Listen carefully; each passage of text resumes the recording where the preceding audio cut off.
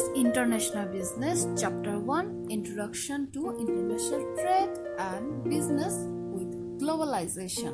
Here we will come to know about basic concept of international business. International business কাকে বলে, basic কাকে বলে, এখানে কোনো কাকে বলে আমি অ্যাড করি নাই চ্যাপ্টারে। ওকে, তো কাকে বলে যদি বলেন, এটা আমি জানি যে সবাই মোটামুটি জিজ্ঞেস করলে আপনারা বলতে পারবেন, কিন্তু যেভাবেই বলেন না কেন, for this chapter and for this course, chapter গুলো যায় ফর দিস কোর্স, আপনাকে এখন ইন্টারন্যাশনাল বিজনেসের ডেফিনেশনটা অনেক স্পেসিফিক হতে হবে। ইন্টারন্যাশনাল বিজনেস আর হলো গ্লোবাল ট্রেড, এই দুইটাকে বলেছি সিনোনিম। তো এই দুইটার মিউচুয়াল কমন ফ্যাক্টর যে মিনিংটা আসছে সেটা হলো এমন একটা বিজনেস যেটা আসলে একটা ন্যাশনাল বর্ডারের বাইরে গিয়ে করা হয়। তাহলে ন্যাশনাল বর্ডারের ভেতরে যেগুলো করা হয় সেগুলো কি বিজনেস? ডোমেস্টিক বিজনেস বা লোকাল বিজনেস।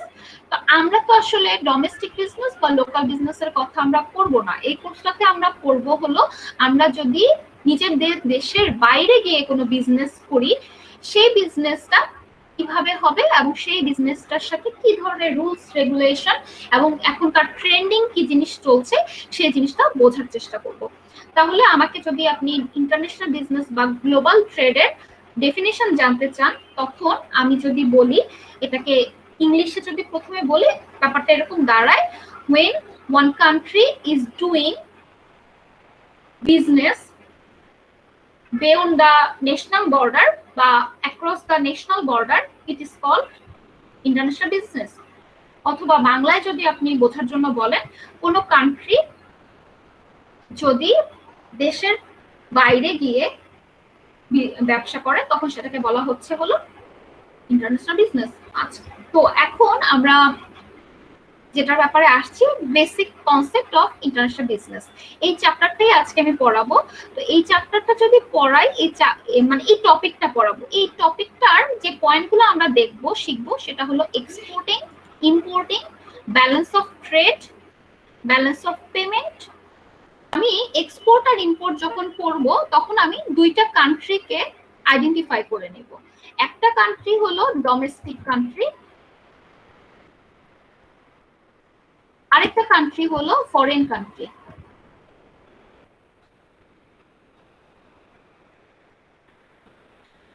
তো ডোমেস্টিক কান্ট্রি আর ফরেন কান্ট্রি কেন বলছি? ফরেন কান্ট্রি এই জন্য বলছি যেহেতু ন্যাশনাল বর্ডারের বাইরে গিয়ে বিজনেস করবো, সো এখানে ফরেন কান্ট্রিটাকে আমরা নিয়ে আসছি। আমরা সবাই কোথায় আছি এখন বলেন তো, ডোমেস্টিকে নাকি ফরেনে? Domestic country. ওকে, এখন আমরা বিজনেসম্যান হিসেবে একটু চিন্তা ভাবনা করে পড়াশোনাটা করবো। হ্যাঁ, ওকে। সো এখানে আপনি যখন ডোমেস্টিক কান্ট্রিতে অবস্থান করছেন এবং ডোমেস্টিক কান্ট্রি থেকে আপনি ফরেন কান্ট্রিতে আপনি কোন রকম গুডস তৈরি করে সেটাকে সেল করছেন, কি করছেন? সেল করছেন। গুডস হতে পারে, সার্ভিস হতে পারে, তখন সেটাকে আমরা কি বলি? এক্সপোর্ট। ওকে, গুডস সার্ভিস সিনোনিম ভাবে এই কোর্সটাতে ইউজ করবেন। ওকে, আমি জানি আপনারা সবাই জানেন যে goods something different, service something different, কিন্তু এই কোর্সটা পারপাসে মানে গুডস প্রোডাক্ট অথবা goods product service, this all are the synonym thing. Okay, তো এখানে আমরা কোনো আলাদাভাবে কোনো কিছু বুঝবো না। কোনো একটা দেশে আপনি অবস্থান করছেন, ডোমেস্টিক কান্ট্রি থেকে যদি আপনি অন্য কোনো কান্ট্রিতে কোনো প্রোডাক্ট, গুডস অথবা সার্ভিসকে সেল করছেন তখন সেটাকে আমরা এক্সপোর্টিং বলি। তো ডোমেস্টিক কান্ট্রির আরো কিছু নামও হতে পারে, আমাকে একটু বলেন তো সিনোনিম কি হতে পারে, আর কি হতে পারে? তো আপনি ডোমেস্টিক কান্ট্রি বা লোকাল কান্ট্রি যাই বলেন না কেন, এই কান্ট্রি থেকে যখন ফরেন কান্ট্রিতে কি করা হচ্ছে, সেল করা হচ্ছে, কি সেল করা হচ্ছে? গুডস হতে পারে, প্রোডাক্ট হতে পারে, সার্ভিস হতে পারে, that time it is called exporting. তো যখন আমরা বিদেশি কোনো কান্ট্রির প্রোডাক্ট, গুডস অথবা সার্ভিস বাই বা পারচেজ করে লোকাল বা ডোমেস্টিক কান্ট্রিতে নিয়ে আসছি তখন সেটাকে ইম্পোর্ট করা হয়। আমি কিন্তু একটু আগে একদম শুরুতে বলে দিয়েছিলাম একটা কথা, আমরা এখানে খুব স্পেসিফিক কথা বলবো, ভেগ কথা বলবো না। ভেগ মানে হলো যেটা ক্লিয়ার না। ওকে, স্পেসিফিক কথা বলবো। আপনি যদি এক্সপোর্টিং এর ডেফিনেশনের জন্য বলেন পাঠানো হয়, সরি, পাঠানো মানে ইংলিশে এটাকে সেন্ড বলে। সেল আর সেন্ড করার লিটারালি এক মিনিং না। এন্ড যদি ইম্পোর্টের কথার সময় বলেন আমি আনি, নিয়ে আসা হয়, ব্রিং আর বাই করা সেম কথা না। সো এখানে মোর স্পেসিফিক্যালি আপনাকে বাই, পারচেজ এবং সেল কথাটা উল্লেখ করতে হবে। ক্লিয়ার? আমরা এখন শিখবো হলো ব্যালেন্স অফ ট্রেড। ট্রেড মানে হলো ক্রয় এবং বিক্রয়, এবং ব্যালেন্স যেহেতু বলা হচ্ছে ক্রয় বিক্রয়ের ব্যালেন্স, তার মানে হলো একটা দেশের ক্রয় এবং বিক্রয়ের ব্যালেন্সটা। এবং এই ব্যালেন্সটাই, ব্যালেন্স অফ ট্রেডটা কিন্তু কখনোই ডোমেস্টিক বিজনেসের জন্য না, এটা সবসময় ইন্টারন্যাশনাল বিজনেসের জন্য। দ্যাট মিনস একটা কান্ট্রি, ওই যে কিছুক্ষণ আগে ক্রয় এবং বিক্রয় দুইটা টার্ম পড়েছি, ইম্পোর্ট আর এক্সপোর্ট। দেখবেন প্রথম সেন্টেন্সে এখানে লেখা আছে ইম্পোর্ট এন্ড এক্সপোর্ট। একটা কান্ট্রি, ডোমেস্টিক কান্ট্রি, ওকে, একটা কান্ট্রি বলতে এখানে আমরা ডোমেস্টিক কান্ট্রি বা লোকাল কান্ট্রি বুঝবো। ডোমেস্টিক কান্ট্রি বা লোকাল কান্ট্রি তার অন্যান্য ফরেন কান্ট্রির সাথে একটা অর্থ বছরে, ফাইন্যান্সিয়াল ইয়ার, ওকে, একটা অর্থ বছরে কি পরিমাণ ক্রয় এবং বিক্রয় করে তার যদি একটা ব্যালেন্স বের করে, সেটাকে আমরা বলি হলো ব্যালেন্স অফ ট্রেড। একটা দেশের সাথে অন্য আরেকটা কান্ট্রির রিলেশনকে বোঝানো হয় কেমন, ইন টার্মস অফ ট্রেড।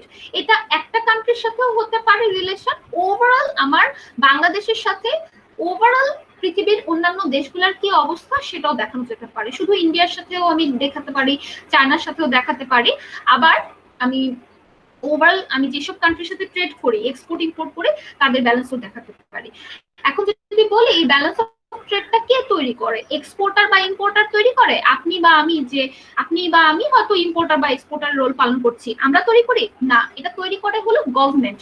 কেন তৈরি করে? এই যে সামনে জুলাই মাসে বাজেট আসতেছে, তাই না, জুন এন্ডে বাজেট আসতেছে, যেটা অ্যাপ্লাই করা হবে কিসের জন্য, কবে থেকে অ্যাপ্লাই করা হবে বলেন একটু? জুলাইয়ের হ্যাঁ, 19-20 শেষ হয়ে যাচ্ছে, মানে 20-21 অর্থ বছরে কি হবে, অ্যাপ্লাই করা হবে, এতটুকু তো আমরা সবাই জানি। আচ্ছা, এই যে বাজেটটা আসছে, এই বাজেটে একটা পেশ করা হয় না, বলে না বাজেটে পেশ করা হয়েছে, হ্যাঁ, বাজেটে তো নিশ্চয়ই রিপোর্ট পেশ করা হবে এই গত অর্থ বছরে 19-20 অর্থ বছরে বাংলাদেশের সাথে ওভারঅল মানে পৃথিবীর অন্যান্য কান্ট্রির সাথে কি পরিমাণ ট্রেড করা হয়েছে, কি পরিমাণ ক্রয় করা হয়েছে, কি পরিমাণ বাই করা হয়েছে, মানে কি পরিমাণ ইম্পোর্ট এন্ড কি পরিমাণ কি করা হয়েছে, সেল করা হয়েছে, এটার একটা ইনফরমেশন দিবে।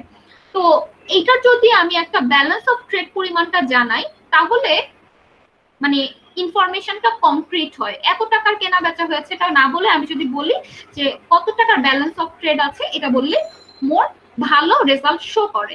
তো এটা কিভাবে বের করে? এটা বের করে হলো বাংলাদেশ থেকে সারা, মানে বাংলাদেশ থেকে কোনো কান্ট্রি যদি আমি বলি, ধরেন ইন্ডিয়াই বলি, হ্যাঁ, বাংলাদেশ থেকে ইন্ডিয়ার কাছে কি পরিমাণ এক্সপোর্ট করা হয়েছে, এক্সপোর্টের ফিগারটা এখানে লেখা হবে।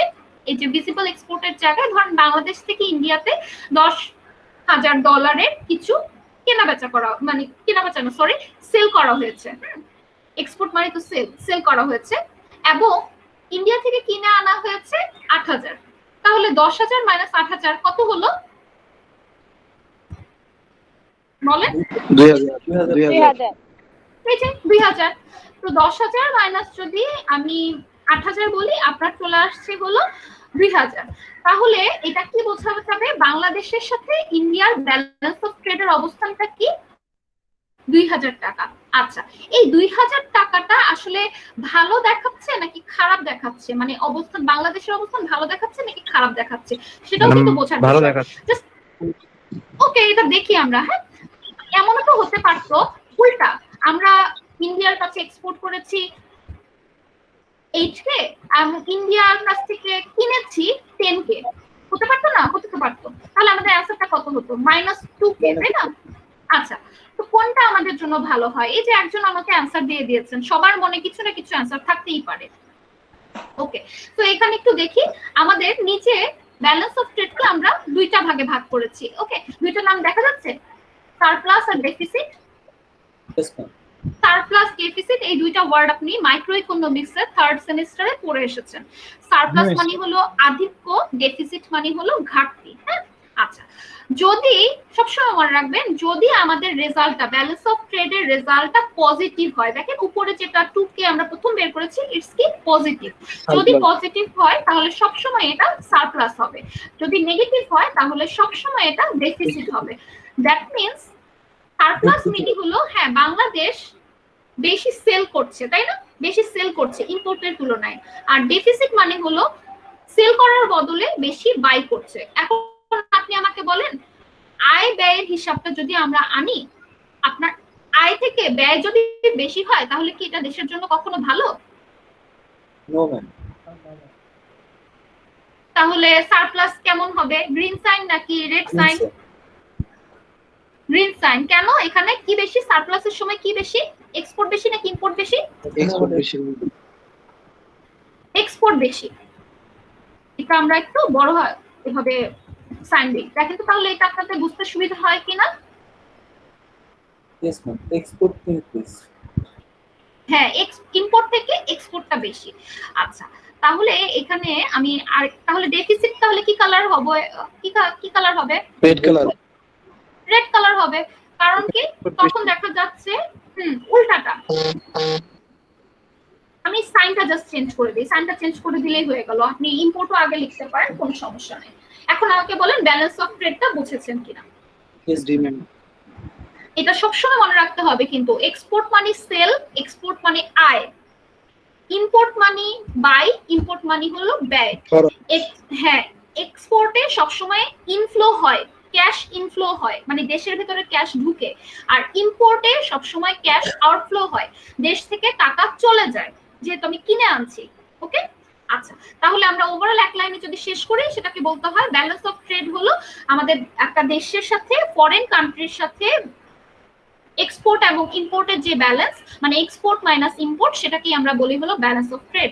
ব্যালেন্স অফ ট্রেডের ভ্যালু দুই রকম হতে পারে, পজিটিভও হতে পারে, নেগেটিভও হতে পারে। যদি পজিটিভ হয় সেটাকে আমরা সারপ্লাস বলি। What is meaning the surplus? Trade surplus মানে হলো যখন একটা কান্ট্রির ফাইন্যান্সিয়াল ইয়ারের এক্সপোর্টের পরিমাণ বেশি থাকে ইম্পোর্টের তুলনায়। পেশ করি যে ইন্ডিয়ার কাছ থেকে আমি এতটুকু পরিমাণ পেঁয়াজ কিনছিলাম, মানে এটা কি ইম্পোর্ট কিনছিলাম, এবং আমি ইন্ডিয়া থেকে ইন্ডিয়ার কাছে এক্সপোর্ট করছিলাম আসলে কম পরিমাণ, মানে যে কোনো কিছু এক্সপোর্ট করছিলাম কম পরিমাণ, এবং বেসিক্যালি পেঁয়াজ কিনে আনছিলাম এত বেশি পরিমাণ।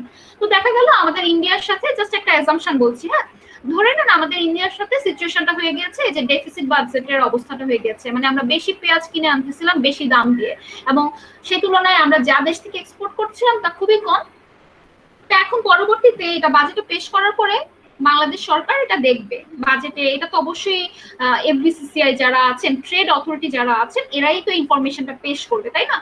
তো গভর্নমেন্টের অর্থনীতির যে ডিল করছে যেসব মন্ত্রণালয় আছে, ট্রেড যে হ্যান্ডেল করছে যেসব মন্ত্রণালয় আছে, অথবা বাজেট যারা প্রিপেয়ার করে সেই মন্ত্রণালয় আছে, ওনারা এটাকে কনসিডার আনবে। কনসিডার এনে দেখবে যে আমরা যদি এই পেঁয়াজটা অন্যান্য কান্ট্রি থেকে আনি তাহলে কি আমাদের এই ট্রেড ডেফিসিটটা থাকে, মানে আমাদের ব্যয়ের পরিমাণটা বেশি থাকে, নাকি তুলনামূলক আমরা অন্যান্য কান্ট্রি থেকে এটাকে কম পরিমাণ আনতে পারি। যদি দেখা যায় যে দুনিয়াতে আসলে অ্যাকচুয়ালি ইন্ডিয়ায় শুধুমাত্র পেঁয়াজটাকে সেল করছে, তো আমাদের আসলে আমরা বাধ্য ইন্ডিয়া থেকেই আনতে হবে, তখন কিন্তু গভর্নমেন্ট বাধ্য হয়ে এই ট্রেড ডেফিসিটটাকে কন্টিনিউ করবে, এবং এটা থেকে যে মিশরীয় পেঁয়াজ বা বিভিন্ন কান্ট্রি থেকে কিন্তু ঠিকই ইম্পোর্ট করে নিয়ে এসেছে, যেটা ইন্ডিয়া স্টক করে তারা দে আর গেইনিং প্রফিট, বাট এটা কিন্তু ডাইভার্সিফাইড করা গিয়েছে, যায়নি? ইজ ইট এখানে কি ভর্তুকি দেওয়া হয়েছিল? No ma'am. Okay, so this is the thing. আমার মনে হয় আপনাদের সবার কনসেপ্ট ক্লিয়ার হয়ে গেছে। যে ওয়ার্ডটা কিছুক্ষণ আগে বাদ দিতে বলেছিলাম, ভিজিবল, এই কথাটা এখন বলে তারপর পরের টপিকটাতে যাচ্ছি। ভিজিবল ইম্পোর্ট বা ভিজিবল এক্সপোর্ট হলো আমরা আজকে পর্যন্ত যত রকম এক্সপোর্ট বা ইম্পোর্ট দেখি, গভর্নমেন্টের এন্ড থেকে দেখি, এগুলাকে বলা হয় হলো ভিজিবল এক্সপোর্ট অথবা ভিজিবল ইম্পোর্ট। তাহলে এটার অপোজিট একটা ওয়ার্ড নিশ্চয়ই থাকবে, ইনভিজিবল এক্সপোর্ট অথবা ইনভিজিবল ইম্পোর্ট, থাকবে না? Yes ma'am. অবশ্যই। হ্যাঁ, এটা কোথায় পাবো? এটা দেখবেন ব্যালেন্স অফ পেমেন্টে পাবো। ব্যালেন্স অফ পেমেন্টটাকে পরের পৃষ্ঠায় নিয়ে আসতেছি। দেখেন এখানে ফর্মুলাটার মধ্যে দেখেন কি করা হয়েছে, সকল এক্সপোর্টকে একসাথে যোগ করে বিয়োগ করা হয়েছে। দেখেন এখানে বিয়োগ করা হয়েছে, সকল ইম্পোর্ট থেকে বিয়োগ করা হয়েছে। তো সকল যে বলছি, সকল বলতে কি, ভিজিবল এক্সপোর্ট, ইনভিজিবল এক্সপোর্ট, দুইটাই কিন্তু এক্সপোর্ট। হ্যাঁ, visible import, invisible import, question আসতেই পারে ম্যাডাম যেগুলো আমরা দেখছি এগুলাই যদি ভিজিবল এক্সপোর্ট ভিজিবল ইম্পোর্ট হয়, তাহলে ইনভিজিবল এক্সপোর্ট বা ইনভিজিবল ইম্পোর্ট কি? ব্যালেন্স অফ পেমেন্টের কথা পরে বলছি, আগে একটু ইনভিজিবল ইম্পোর্ট বা ইনভিজিবল এক্সপোর্টকে চিনিয়ে নিয়েছি। ইনভিজিবল এক্সপোর্ট বা ইনভিজিবল ইম্পোর্টের উদাহরণ আলাদা আলাদা করে চেনাবো। জাস্ট আমাকে কিছু সিনারিওর সাথে সাথে আপনাদের কিছু অ্যান্সার দিতে হবে। হ্যাঁ, সিনারিও বলবো। ধরে নেন আপনার ছোট ভাইটা দেশের বাইরে পড়াশোনা করছে, ও বাংলাদেশ থেকে টিউশন ফি নিয়ে পড়াশোনা করছে। বাংলাদেশ থেকে ওকে আপনারা টাকা পাঠান, টিউশন ফিটা পাঠান। এখন যে বাংলাদেশ থেকে টাকাটা ওর জন্য পাঠিয়ে দিচ্ছেন, এটা কি ক্যাশ আউটফ্লো না? Yes, ma'am. আচ্ছা, আমরা ক্যাশ আউটফ্লোকে কি বলছিলাম, এক্সপোর্ট নাকি import? Import. Import. Okay. This is the Import. example of invisible. Invisible কি বলবো? import Import. শুধু কি এটাই না? শুধু এটা না। ভিজিবল এক্সপোর্ট, ভিজিবল ইম্পোর্ট ছাড়া যতভাবে আপনি মানে ব্যতিক্রম ওয়েতে আপনি দেশ থেকে বিদেশে টাকা পাঠিয়ে দিচ্ছেন, সেটাকেই বলা হবে ইনভিজিবল ইম্পোর্ট। আরেকটা সিনারিও বলি, আপনার বাবা দেশের বাইরে কাজ করেন, ওয়েজ আর্নার্স, ওকে, ওনার জব প্লেসমেন্ট ওখানে। এখন এই প্যান্ডেমিক সিচুয়েশনে he can't send you remittance but he needs money. তাহলে আপনি আপনার এখানে অ্যাসেট সেল করে ওনাকে ওখানে চলার জন্য আপনি এখন এখান থেকে কিছু টাকা পাঠাচ্ছেন, পাঠাতেই পারেন। What is considerable, invisible import নাকি export? invisible import Okay. man import import মানে হলো দেশ থেকে টাকা চলে যাওয়া। তাহলে ট্রেডের মাধ্যমে ভিজিবল যেটা হয় সেটাকে আমরা বলি হলো ভিজিবল ইম্পোর্ট, আর যেটাকে ইনডাইরেক্ট ওয়েতে হচ্ছে সেটাকে আমরা বলছি ইনভিজিবল ইম্পোর্ট। আচ্ছা, এখন তাহলে এক্সপোর্টের উদাহরণ বলি। বাবা যে রেমিটেন্স হিসেবে দেশে টাকা পাঠাচ্ছেন ওটা কি? Export. export ওকে। আপনার আমাদের export অবশ্যই ইনভিজিবল এক্সপোর্ট। ওকে, আপনার ছোট ভাইটা বাংলাদেশ থেকে দেশের বাইরে গিয়ে পড়াশোনা করতে গিয়েছে এবং ওইখানেই সে পড়াশোনা শেষ করে এমপ্লয়মেন্ট পেয়ে গেল, ওইখানে সে জব করছে। ওইটাকে আপনি কি বলবেন? হিউম্যান লেবার এক্সপোর্ট বলা যায় না? Yes, ma'am. yes ma'am উনি যে আপনার বাবা হোক আপনার ভাই হোক, উনি ইনকাম করে যেটা পাঠাচ্ছে রেমিটেন্স, এটা তো অবশ্যই ইনভিজিবল এক্সপোর্ট। ইনভিজিবল এক্সপোর্ট কিন্তু হিউম্যান হিসেবে, হিউম্যান লেবার হিসেবেও কিন্তু আপনি পাঠাতে পারছেন। এই যে মানব সম্পদ যখন আমরা দেশের বাইরে এক্সপোর্ট করি, তাহলে ওটা তো ভিজিবল এক্সপোর্ট না, ওটা হলো ইনভিজিবল এক্সপোর্ট। তখন আমরা কোনো প্রোডাক্ট, গুডস অথবা সার্ভিস দেশের বাইরে বিক্রি করছি, ইট ইজ ভিজিবল এক্সপোর্ট। যখন আমরা কোনো ভিজিবল কোনো প্রোডাক্ট, গুডস অথবা সার্ভিস বিদেশ থেকে কিনে আনছি, ইট ইজ ভিজিবল ইম্পোর্ট। দেশের বাইরে থেকে কোনোভাবে টাকা যদি ইনডাইরেক্ট ওয়েতে দেশে ঢুকে, মানে লিগ্যাল ওয়েতে অবভিয়াসলি, ইট ইজ যেহেতু ঢুকছে, ইনফ্লো হচ্ছে, তখন এটাকে আমরা বলবো ইনভিজিবল এক্সপোর্ট। এই যে ইনভিজিবল এক্সপোর্ট, দেশ থেকে কোনোভাবে ফাইন্যান্সিয়াল ভ্যালু যদি আপনার দেশের বাইরে চলে যায়, মানে আউটফ্লো হয়ে যায়, তখন সেটাকে আমরা বলবো হলো ইনভিজিবল ইম্পোর্ট। সে অনেক মানে ফরেন এমপ্লয়িরা কাজ করে। Do you agree? Yes, ma'am. yes ma'am এটা রিপোর্টও দেখেছেন, বাংলাদেশে ইন্ডিয়ান কর্মীর সংখ্যা অনেক বেড়ে গিয়েছে। এরা কি খেয়ে পড়ে সব টাকা এখানেই শেষ করে ফেলে, দেশে পাঠায় না? অবশ্যই পাঠানো। ওরাও তো ওদের দেশের জন্য ওয়েজ আর্নার্স, তাই না? এখন আমাকে বলবেন, ওরা যে দেশের বাইরে টাকা পাঠিয়ে দিচ্ছে ওদের ফ্যামিলিতে, তারা কি ইনভিজিবল এক্সপোর্ট নাকি তারা invisible import? invisible Ma'am, import invisible. invisible export.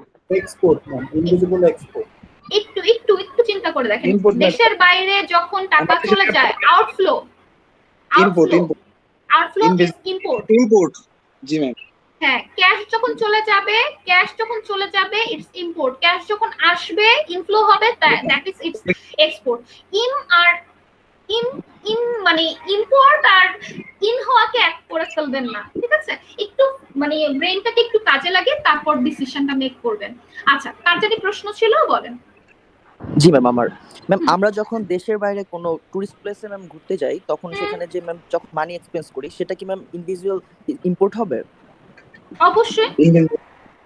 বাবা মা, ফ্যামিলি মেম্বার্স, ভাই বোন কেউ ব্যাংকে চাকরি করে, আপনারা তাদের কাছ থেকে জেনে নেবেন, কাইন্ডলি জেনে নেবেন। অবশ্যই হিউম্যান মানে বলবো সিটিজেন হিসেবে এটা জেনে রাখা দরকার, বাংলাদেশ থেকে কি কি উপায়ে বা বিদেশে টাকা পাঠানো যায়। আমি জানি, আপনাদের জানতে বলছি এই কারণে আপনারা নিজেরা জানবেন। আর যদি না জানতে পারেন আমাকে জিজ্ঞেস করবেন, আমি বলে দিব। কিন্তু please try your self first, হ্যাঁ, আগে নিজে জানার চেষ্টা করেন। আমি বলেছি যারা ব্যাংকে চাকরি করে অবভিয়াসলি তাদের কাছ থেকে জানবেন।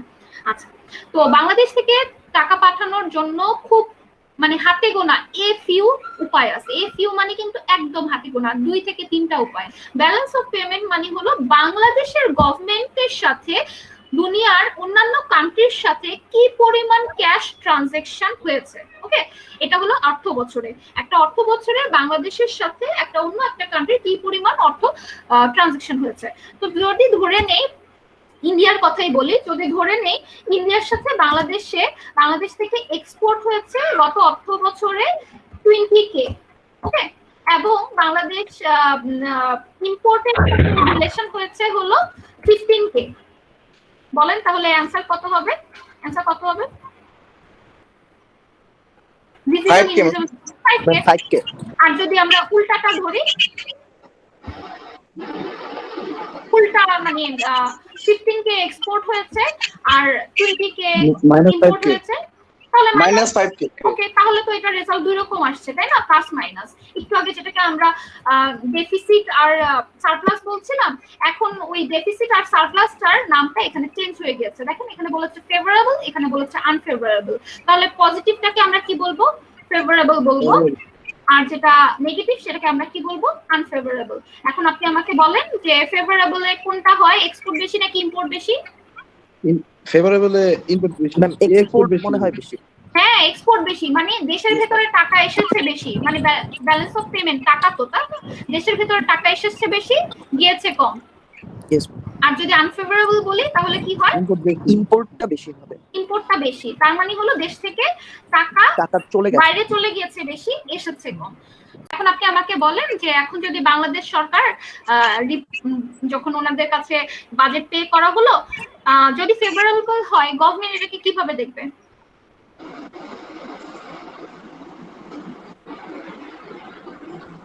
ইন্ডিয়ার সাথে রিলেশন মানে ইন্ডিয়ার সাথে ট্রেড করে আমাদের অবস্থা ফেভারেবল, তাহলে বাংলাদেশ কি করবে? ইন্ডিয়ার সাথে ট্রেড রিলেশন কন্টিনিউ করবে নাকি? অবশ্যই কন্টিনিউ করবে। কিন্তু যদি আনফেভারেবল অবস্থা হয় যে ইন্ডিয়া থেকে খালি বাংলাদেশ থেকে খালি সব টাকা ইন্ডিয়ায় চলেই যাচ্ছে, ইন্ডিয়া থেকে আমরা কিছু আনতে পারছি না, আনফেভারেবল সিচুয়েশন, তখন কি হবে? তাহলে এক্সচেঞ্জ হয়তো স্টপ করে দিবে ম্যাম ইন্টারন্যাশনাল বিজনেসটা। মানে জায়গাগুলোকে লিমিট করে নিয়ে আসবে, বন্ধ টোটাল করতে পারবে না, কিছুটা কম নিয়ে আসবে। এখন একটা কেস বলি, একটু চিন্তা করে উত্তর দিবেন। আপনারা যে রিপোর্টটা একটা দেখেছিলেন, পেপারের রিপোর্ট আমরা সবাই দেখেছি, গত 5 বছরে বাংলাদেশে ইন্ডিয়ান ওয়ার্কারের সংখ্যা হিউজ মানে ড্রাস্টিক পরিমাণ বেড়েছে। তাহলে ব্যালেন্স অফ পেমেন্ট আগের তুলনায় ফেভারেবল হয়েছে নাকি আনফেভারেবল হয়েছে? আনফেভারেবল। অবশ্যই। এটার সাথে যদি আমি আবার পেঁয়াজের কন্ডিশনটাও অ্যাড করি, পেঁয়াজের যে কন্ডিশনটা হয়েছিল, তাহলে এটা কি ফেভারেবল ছিল নাকি আনফেভারেবল ছিল? আনফেভারেবল ছিল। তো আমার অ্যাকচুয়ালি আপনাদের মানে শেখানোর জন্য এতটুকুই আজকের ছিল। আমি সবসময় মনে করি বুকিশ নলেজ থেকে প্র্যাকটিক্যালি লিঙ্ক আপটা খুব বেশি জরুরি, তার জন্য এত ডিটেইলে গিয়েছি।